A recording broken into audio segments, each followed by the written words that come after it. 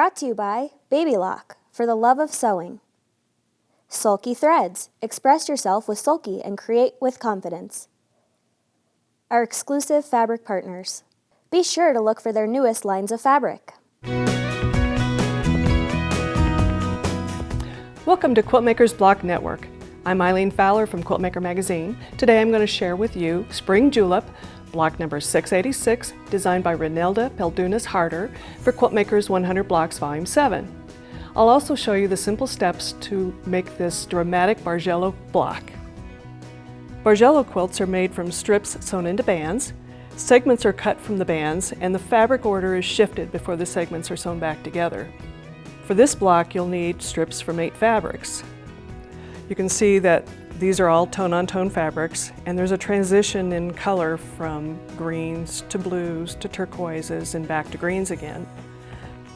And you'll see that strip number 3 here is a contrasting color, so that'll help the design pop out. You'll also want to check to be sure fabric number 8 and fabric number 1 look good together. The materials you'll need for this block are on the right side of your screen. Sew the strips together in order and alternate the direction of the strips that they're sewn together. If you sew in this direction between strips 1 and 2, sew in the opposite direction for strips 2 to 3. That'll keep your band straight. Also note that the direction the seams are pressed. The first seam is pressed toward patch number 1. The second seam is pressed toward patch number 3.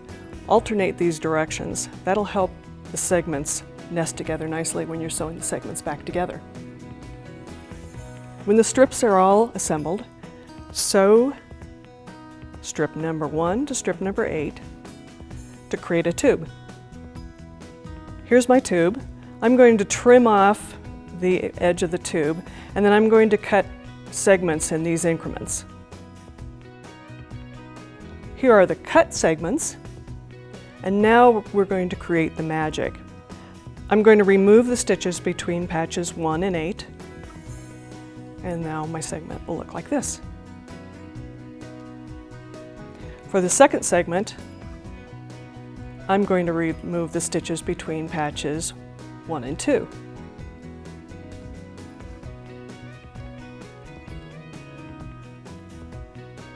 And I'll have a segment that looks like this.